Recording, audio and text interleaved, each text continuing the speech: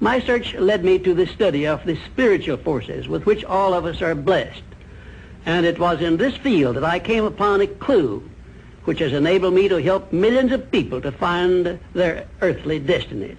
I want to describe my discovery in the simplest terms possible, because it will reveal to you why it is true that whatever the mind can conceive and believe, the mind can achieve, regardless of how many times you may have failed in the past or how lofty your aims and hopes may be.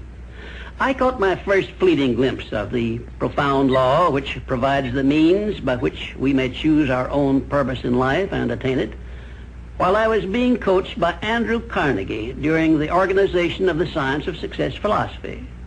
I had just finished telling Mr. Carnegie that I feared he had chosen the wrong person to give the world the first practical philosophy of personal success because of my youth, my lack of education, and my lack of finances. Well, at this point, Mr. Carnegie delivered a lecture that I shall never forget, because it changed my entire life and paved the way for my helping to change the lives of millions of people, some of them not yet born.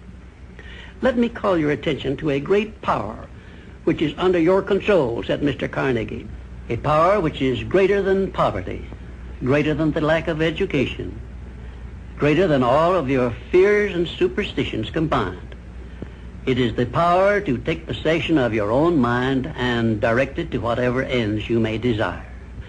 This profound power, Mr. Carnegie continued, is the gift of the Creator, and it must have been considered the greatest of all of his gifts to man, because it is the only thing over which man has the complete and unchallengeable right of control and direction.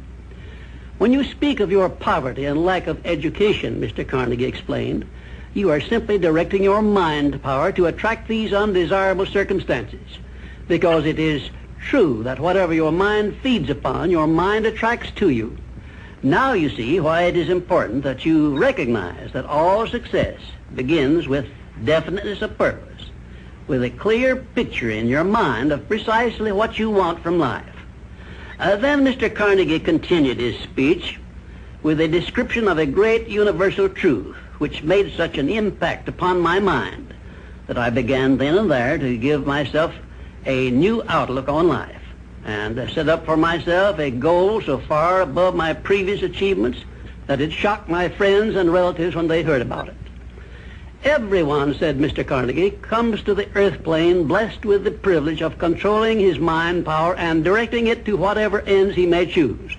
But, he continued, everyone brings over with him at birth the equivalent of two sealed envelopes, one of which is clearly labeled, the riches you may enjoy if you take possession of your own mind and direct it to ends of your own choice. And the other is labeled, the penalties you must pay if you neglect to take possession of your mind and direct it. And now let me reveal to you, said Mr. Carnegie, the contents of those two sealed envelopes. In the one labeled riches is this list of blessings. 1, sound health. 2, peace of mind. 3, a labor of love of your own choice. 4, freedom from fear and worry. 5, a positive mental attitude. 6, material riches of your own choice and quantity. In the sealed envelope labeled penalties, Mr. Carnegie continued, is this list of the prices one must pay for neglecting to take possession of his own mind. 1, ill health. 2, fear and worry. 3, indecision and doubt. 4, frustration and discouragement throughout life. 5, poverty and want. 6, and a whole flock of evils consisting of envy, greed, jealousy, anger, hatred, and superstition. Now, my mission in life is to help you and everyone who needs my help to open up and use the contents of the sealed envelope labeled riches.